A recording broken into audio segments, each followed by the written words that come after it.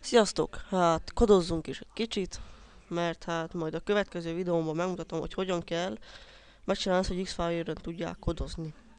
Most benyomok egy zenét, kicsit kinyomom vagy hát mégsem nyomok be zenét, mert azért csak akarjátok hallani, hogy mit beszélek, meg minden.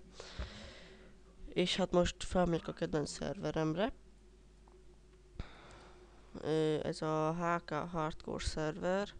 Azt hiszem ez az, de biztos is, de ezt szoktam játszani ezen a szerveren. Szerintem nagyon jó játék, haverokkal szoktam játszani, legtöbbször egyedül is, de hát meg hát zombis pálya, meg minden. Ezt a pályát nem szeretem, de azért játszunk is. Valamikor akadok én is egy-két hacker először, és azt nagyon nem szeretem. Na mindegy, nézzük. Hát, most ne nézzetek hülyének, hogyha egyszer-kétszer meghalok, vagy valami, mert azért én sem vagyok olyan kitanult, mert én is alig játszok egy-két hónapja. Na, látjátok, ezt mondom, szóval semmi aggodalom.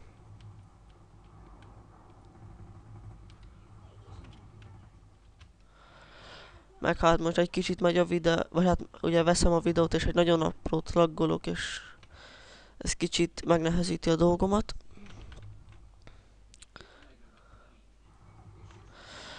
Na mindegy, szóval látjátok, hogy tök szép grafja van, be lehet állítani, hogy sound le föl, bármi, a grafikát is be lehet állítani, fényes, sötét, vagy nagyon fényes legyen.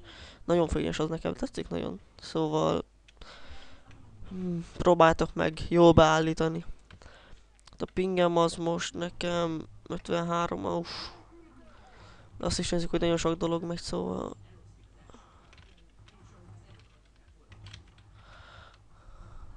Nem könnyű úgy játszani, hogy 53-as ping.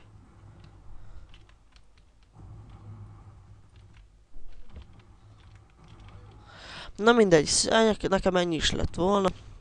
Remélem tetszett. Hát... Sziasztok!